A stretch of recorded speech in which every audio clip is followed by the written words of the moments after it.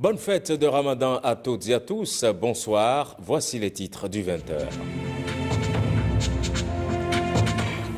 C'est l'Aïd el-Fitr, la fête de la fin du jeûne. À la une, les célébrations à Cotonou, Porto Novo, à Bomey-Calavi, Sakété. À suivre dans ce journal les comptes rendus.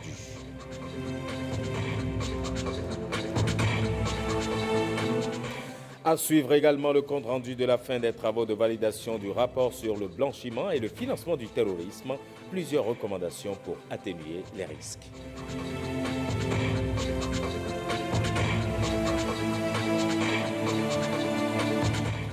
Au ministère de l'enseignement secondaire, le Conseil sectoriel pour le dialogue social tient sa session. C'est la toute première de 2018 afin de prévenir les crises. C'est tout pour les titres.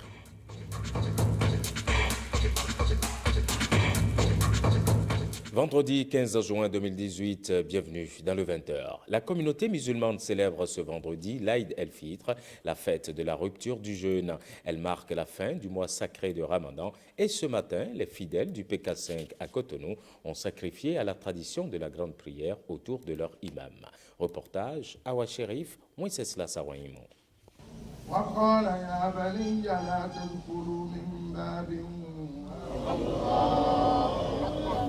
Après un mois de privation, de prière et de dévotion, les fidèles musulmans adressent leurs intentions de prière pour remercier Allah. Cette prière d'Aïd el-Fitr, qui vient clôturer un mois de consécration, est une grâce pour tout bon musulman. Nous venons de terminer 29 jours de jeûne et il y en a qui ont fait 29 et il y en a qui ont fait 30. Moi, je suis parmi ceux qui ont fait 30 ans. Mais que ça soit 29 ou 30 ans, Dieu va les accepter. Donc, ce que nous venons de terminer comme œuvre islamique, œuvre religieuse, œuvre spirituelle, a pour but une formation plutôt à chacun de nous purifier de tout mauvais acte et de prendre l'habitude des bonnes œuvres. Comme le prophète nous a enseigné, quiconque jeûne et qui ne s'abstienne pas du blâmable, du turpitude, Dieu n'a ni besoin de sa faim ni de sa soif. Donc pour que votre jeûne soit accepté, vous devez vous abstenir de tout ce qui est blâmable. Donc quand vous allez arriver à faire cela pendant 29 jours, 30 jours, normalement ça doit agir sur votre état d'âme et qu'après le mois de Ramadan, vous allez pouvoir continuer dans de bonnes œuvres. Et pour continuer dans de bonnes œuvres, les fidèles musulmans ont saisi l'occasion pour adresser des intentions de prière à l'endroit des parents, amis et pour le béné. Nous avons eu l'occasion de prier à l'intention de nos morts, à l'intention du pays, des gouvernants et à l'intention de nos enfants qui nous dépassent en bien. Chrétiens musulmans, que Dieu élève le Bénin et qu'il garde tous les dirigeants, qu'il les éclaire pour qu'ils puissent nous conduire convenablement. Nous avons fini le mois de pénitence. Nous avons demandé des excuses sur ce que nous avons fait. Nous avons demandé de pardon pour tout. Accepte nos pardons et arrange notre situation. D'où, quoi qu'elle ait le poids, accepte notre situation. La particularité de cette année, cette fête de Ramadan est célébrée un vendredi. Un vendredi qui constitue un grand jour de prière pour la communauté musulmane, pour les fidèles. C'est une double bénédiction que Allah leur accorde en ce jour. À la place Idi de l'aéroport de Cotonou, d'autres fidèles musulmans ont aussi prié à l'occasion de la fin du mois de jeûne, l'Aïd el-Fitr. Parmi eux, la ministre de l'économie numérique et de la communication, Aurélie Adam Soulezumaro, Rachida Toubiamaman, Edmond Ngbo. Front au sol, ils louent Allah, le miséricordieux. Les fidèles musulmans, après 30 jours de privation de toutes sortes et de prières, se sont donné rendez-vous pour communier et suivre le sermon de l'imam. La récréation est terminée. Maintenant, on peut manger. Manger quoi? On peut boire. Boire quoi? On peut danser. Danser quoi? Ah oui. C'est pourquoi l'islam ne s'impose pas. Ne dis jamais que quelqu'un vient dedans. S'il vient dedans, tu ne peux pas le suivre. L'islam, on rentre dedans de son propre gré. Parce que c'est une religion qui a des critères. Vous n'allez jamais voir la publicité de l'islam dans les médias. Pour les fidèles, ce message est un appel à plus de persévérance dans la prière. La fin du jeûne ne veut pas dire qu'on va laisser nos prières quotidiennes. Non, on doit prier, continuer à prier. Puisque quand on est l'islam, on pratique la religion islamique. Je n'aime pas synonyme de faire quoi, d'attendre les mois de Ramadan pour prier. Non, non. Et cela, si le mois finit, on dépose les nattes, on dépose tout. Non, non, non. Cela, c'est de quoi qu'on est musulman, on est fidèle, on continue pas à faire les prières quotidiennes. Entourée de sa famille pour célébrer le grand jour, la ministre Aurélie Adam Soulé, épouse Zoumarou, n'a pas manqué de prier pour le Bénin. J'ai remercié Allah, le clément, le miséricordieux, de nous avoir permis, nous avoir donné la grâce de traverser ce mois de carême dans la paix et dans la cohésion. Et j'ai souhaité que toutes les prières qui ont été faites durant ce mois de Ramadan rejaillissent sur notre pays, sur l'ensemble des Béninoises et des Béninois et nous permettent à notre pays d'être le grand pays que nous voulons qu'il soit. À toute la communauté musulmane, je voudrais souhaiter bonne fête de Ramadan. Aurélie Adam Soulé Zoumarou prouve ainsi combien son attachement pour le Bénin est grand. Après la prière, les fidèles se dispersent et la fête, sans doute, se poursuivra dans les foyers. Pendant ce temps, son collègue des enseignements maternels et primaires honorait les fidèles de Sakété. Salimane Karimou a assisté à la prière dite par l'imam El Hadj Moussa Zouberou. Moment de forte communion spirituelle. Emilienne Fayomi, Moïsongbo. La prière musulmane qui clôture le mois du jeûne a été marquée par la présence du ministre Salimane Karimou, fils du terroir. Moment de communion de tous les fidèles de Sakété, cette prière a été dirigée par le nouvel imam El Hadj Moussa Zouberou, suivi d'une prêche qui rappelle l'obligation aux fidèles de développer le sens de la solidarité, la compréhension mutuelle et le sens du devoir du citoyen. Je prie Dieu que le Dieu nous assiste dans tout ce qu'on fait et toute notre prière pour le pays. Précisément pour le président Patrice Talon et tout son gouvernement et la ville de Sakété et le Bénin tout entier. Présence remarquée de l'ancien ministre François Abiola, du maire Adé Chipier et quelques conseillers communaux. Le ministre Salimane Karimou, en bon fidèle musulman, a sacrifié à une tradition de taille en se rendant après la prière au chevet de certains malades à l'hôpital de zone.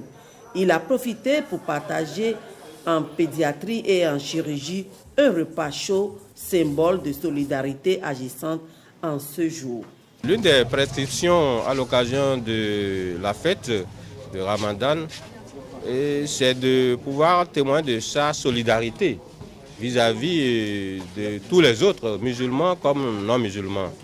Et c'est de partager ce que vous avez, n'est-ce pas, pour permettre à tout le monde de pouvoir bénéficier des bénédictions de la fête. C'est ce qui m'amène ici dans l'hôpital pour voir nos frères qui sont sur le lit et qui n'ont pas pu bénéficier des bienfaits de la fête, qui n'ont pas pu se rendre sur les lieux de fête et qui vivent dans une certaine difficulté en ce moment-ci. Donc c'est juste pour solidariser avec eux et leur apporter surtout notre soutien moral. Et également voir dans quelles conditions ils sont en train d'être traités ici, soignés. Et nous avons constaté qu'il y a encore beaucoup de choses à faire pour que vraiment les malades puissent vraiment être bien soignés. La fin du jeûne, a-t-il souligné, ne signifie pas que tout est encore permis. Il conseille à ses jeunes frères et sœurs de respecter les prescriptions, les interdits autant qu'ils le peuvent. À Porto Novo, une partie de la communauté musulmane s'est retrouvée à la place Idi de Agbokou, c'est dans le 2e arrondissement, pour la prière du Ramadan qui marque officiellement la fin du jeûne. Une prière à travers laquelle la communauté invite tout le monde à la tolérance et au pardon. Reportage Guillaume Avienou. Ce vendredi matin, à l'entrée de la place Idi d'Agbokou à Porto Novo, une partie de la communauté musulmane vient ici pour la rupture officielle du jeûne, le Ramadan. Au terme de 30 jours de privations diverses, les musulmans se retrouvent pour le culte de remerciement à Allah pour avoir accordé à tout un chacun cette période de grâce. Un culte que les autorités au plus haut niveau de l'islam au Bénin placent sous le signe de la tolérance et du pardon. En général, la meilleure façon de mériter la miséricorde d'Allah est de faire preuve de miséricorde envers tout le monde, de sorte à suivre l'exemple du prophète Mohammed, paix et salut sur lui, au sujet duquel le Coran révèle, nous ne t'avons envoyé que comme une miséricorde pour l'univers. Chers frères et sœurs en islam, parmi les composantes de la miséricorde figurent la tolérance, l'indulgence, le don de soi et la pratique du pardon.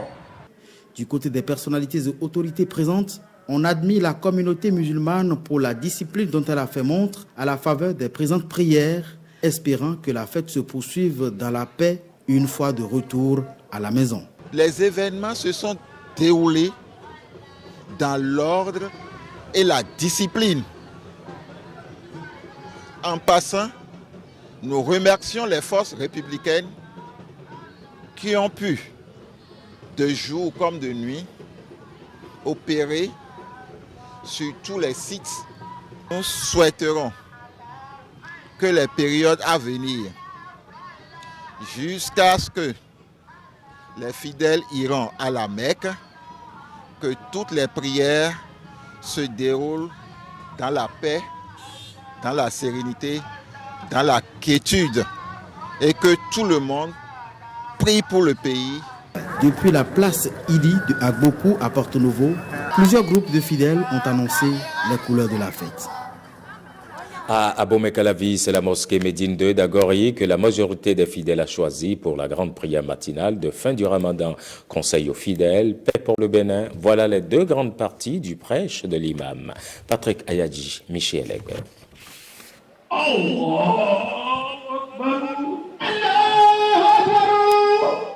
Endurants, ils étaient pendant un mois de jeûne. Les voilà enfin accomplis le 4e pilier de l'islam. Venus massivement à l'école primaire publique Finafa dans la commune d'Abomey-Calavi. Ces fidèles musulmans, conduits par leur imam, rendent grâce à Allah. C'est le Ramadan, mais les sœurs et frères en islam ne doivent plus renouer avec le mal. Quelle est cette communauté qui ne connaît son Seigneur que pendant Ramadan? Chers frères et sœurs en islam, on décompte parmi la résiliation du pacte entre vous et Allah les actes suivants pratiqués par beaucoup de gens. 1. Le délaissement de la troupe dès le premier jour de la fête. 2. L'écoute de la musique et regarder des films immoraux, le dévoiement et le dévoilement de la femme et les futilités auxquelles assistent les femmes et les hommes. 3. Il y a des gens qui s'empressent de tomber dans les péchés d'avant Ramadan. Mais ce n'est en aucun cas de cette façon qu'est le remerciement des bienfaits. Heureux d'avoir été protégé par Allah dans cette période sacrée, la communauté musulmane de la mosquée Médine 2 espère voir leurs vœux exaucés. Que toutes les bénédictions de ce mois de Ramadan, que toutes les invocations, que toutes les prières, que tous les actes de dévotion que nous avons posés soient exaucés par Dieu Tout-Puissant et qu'il fasse en sorte que cela soit une source de bonheur pour l'ensemble de la communauté musulmane, ici-bas et à l'au-delà, et pour l'ensemble de la communauté nationale. À l'occasion, son éminence El Hadj Boukari Moutawakil, dans son sermon, invite les gouvernants à divers niveaux à continuer à œuvrer pour la cohésion nationale, gage d'un Bénin uni et indivisible. Et peu avant la fête de ce vendredi, l'ONG Ahmadiyya a fait don de vivres aux couches en situation difficile. Le président et ses collaborateurs sont allés, entre autres, à la prison civile de Porto Novo. C'est une tradition qu'ils viennent, une fois de plus, de respecter. Récit de Emilienne Fayomi et de Enoch Adandé. L'ONG Ahmadiyya, fidèle aux prescriptions de l'islam, a sacrifié à la tradition de l'islam. Un mois de jeûne et de prière finissant, ces responsables ont jeté leur regard sur les couches vulnérables. Le geste que Ahmadiyya vient de poser ce matin, c'est un geste de générosité et de charité. Et comme l'a dit Raoul Folero, nul n'a le droit d'être heureux tout seul. Ils ont pensé pendant cette période de carême à nos malades, à nos prisonniers. Ça, vraiment, c'est un geste de charité, de grande portée, et je voudrais vraiment au nom du préfet du département et des bénéficiaires présenter tous mes remerciements aux donateurs et prier le Tout-Puissant Allah pour qu'ils leur rendent ça au centuple. De la préfecture de Porto-Novo, cap a été mis sur la clinique pédiatrique du CHD Ouémé pour offrir aux enfants malades des vivres tels que du riz, pâtes alimentaires, du sucre, de l'huile, des conserves afin qu'ils passent d'agréables moments le jour de fête. Puis ce sont les pensionnaires de la maison d'arrêt de Porto-Novo qui ont aussi bénéficié de leurs gestes humanitaires. Ces derniers n'ont pas tari de remerciements à leur endroit. Ramadan, c'est un mois qui vient pour nous enseigner. Ce n'est pas pour nous sortir de Ramadan et puis tous ces bons gestes que nous avons accomplis dans ces mois de Ramadan et nous allons aussi sortir de ces gestes aussi. Il faut que nous sortions de ces mois avec ces gestes. C'est-à-dire que nous allons continuer à pratiquer ces bonnes pratiques que nous avons pratiquées pendant ces jours comptés. Donc c'est ça très important. C'est très important que les musulmans ils pratiquent toute leur vie. Donc si, vous voyez, nous pratiquons et nous comprenons que les œuvres charitables que nous faisions dans ces mois, et si nous avons pu continuer pendant toute l'année, et je pense que l'humanité sera sauvée. Troisième point de chute dans l'Ouémé, c'est l'hôpital Saint-Camille d'Avrancourt. Ces malades qui sont parfois oubliés par les parents ont reçu la chaleur humaine. C'est le cœur plein de joie qu'ils témoignent leur sympathie à leurs généreux donateurs. Voilà, c'est tout pour le Ramadan. L'actualité, c'est aussi cette rencontre sur le blanchiment de capitaux et le financement du terrorisme. 2 jours pour valider le rapport d'évaluation nationale sur les risques des deux phénomènes. Blaise Adangpo, Mathieu Sokenou. Selon un récent rapport de l'Union africaine, l'Afrique subsaharienne est confrontée à l'épineux problème des flux financiers illicites. Face à cette situation, chaque pays doit prendre ses responsabilités. Il convient alors de mettre en place des stratégies pour la lutte contre le blanchiment d'argent et le financement du terrorisme. Depuis mai 2016, la cellule nationale de traitement des informations financières a entamé un processus d'évaluation des risques de ces phénomènes au Bénin. La rencontre de ce jour constitue la dernière étape. Il s'agit d'analyser les principaux sources et moteurs de risques dans le but de concevoir des politiques et des actions efficaces basées sur le risque et d'affecter des ressources disponibles de la manière la plus efficace pour éliminer, réduire et maîtriser les risques ainsi identifiés. Il s'agira pour nous, au cours de cet atelier, de procéder à la validation du rapport élaboré à l'issue de cette évaluation. L'élaboration de ce rapport a été placée sous la supervision des experts de la Banque mondiale. Mon institution se félicite d'avoir été invitée à soutenir les efforts des autorités dans ce domaine et d'avoir été en mesure de les accompagner au cours de ces 2 dernières années pour finaliser cet exercice exigeant. Le GIABA, entendez Groupe intergouvernemental d'action contre le blanchiment d'argent en Afrique de l'Ouest, est associé à l'activité. Face aux menaces que constitue, n'est-ce pas, le blanchiment de capitaux et le financement du terrorisme pour notre pays, il est important que tous les acteurs nationaux s'impliquent à faire cette auto-évaluation. Au thème des travaux, le rapport final sera remis au gouvernement.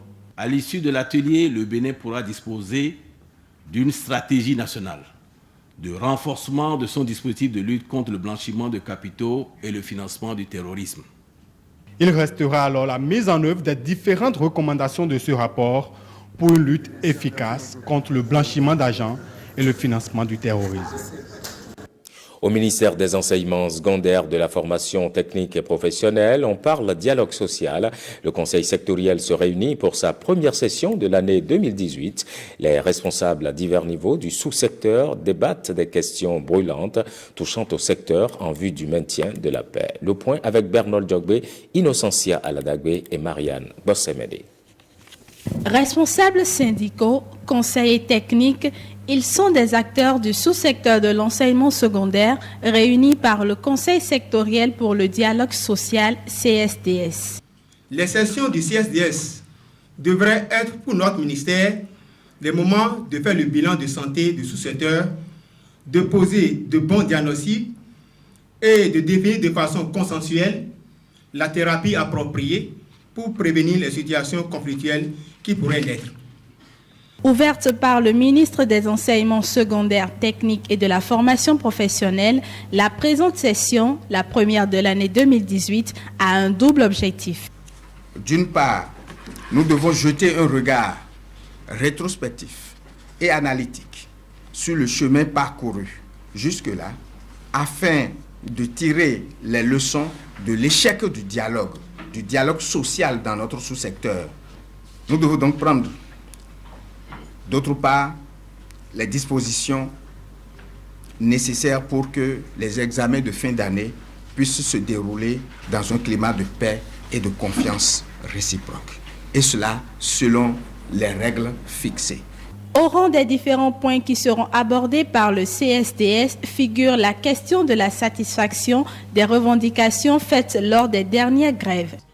Après la douloureuse sortie de crise, tout porte à croire que le gouvernement ne s'intéresse plus aux points de revendication, objet des derniers mouvements de débrayage, surtout dans le secteur de l'éducation. Cette paix précaire, loin de nous en réjouir, nécessite plutôt d'être entretenue avec une attention soutenue.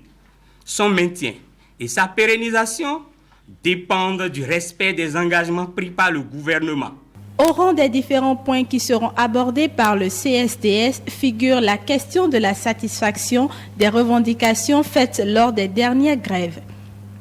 Prévue pour durer 3 jours, la session du CSDS sera meublée des travaux des participants et de 2 communications.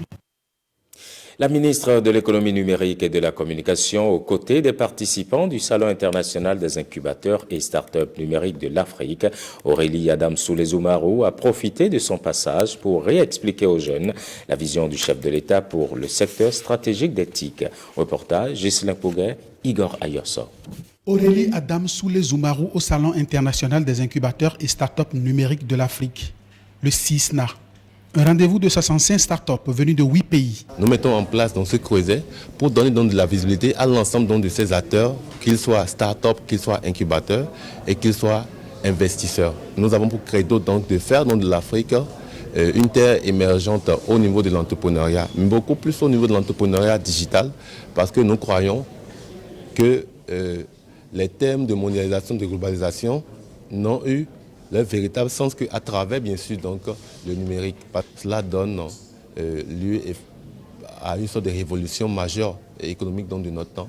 À cette occasion, la ministre de l'économie numérique a exposé la vision du chef de l'État pour le secteur. Nous avons à cœur, au niveau du ministère de l'économie numérique, de la communication, de mettre en œuvre la vision du chef de l'État, qui est celle de créer un écosystème numérique dynamique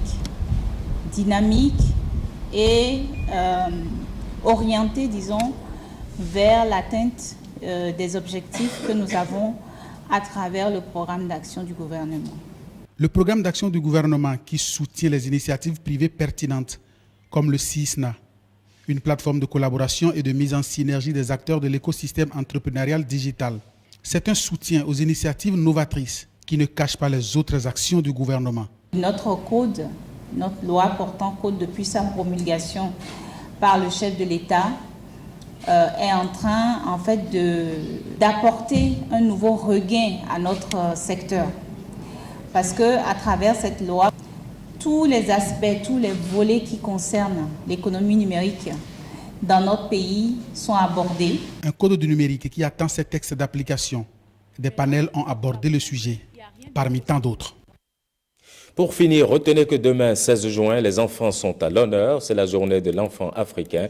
Une journée pour se rappeler le drame de Soweto de 1976 et s'engager à protéger l'enfant africain. Cette année, l'Union africaine invite à ne laisser aucun enfant pour compte pour le développement de l'Afrique.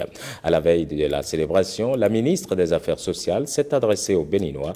Je vous propose un extrait de son message au micro de Malini Chibozo et de Amitié Sagbidi. Cette célébration est non seulement l'expression de l'hommage rendu par l'Union africaine aux enfants de Soweto tombés sous les balles de l'apartheid, mais aussi à tous les autres enfants africains victimes d'injustice sociale où qu'ils se trouvent. Elle a pour vocation de rappeler aux communautés la place de choix que doit occuper l'enfant dans la société et susciter leur intérêt sur les questions relatives à son bien-être et à son épanouissement.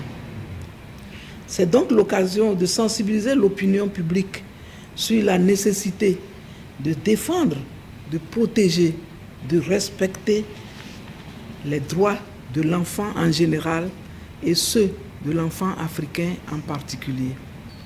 Dans ce cadre, je voudrais vous inviter à saisir l'opportunité de cette célébration pour lancer une véritable croisade en faveur de la protection des enfants atteints d'albinisme. Ces êtres qui nous sont chers et qui, malheureusement, payent de nos jours un lourd tribut du fait de leurs conditions.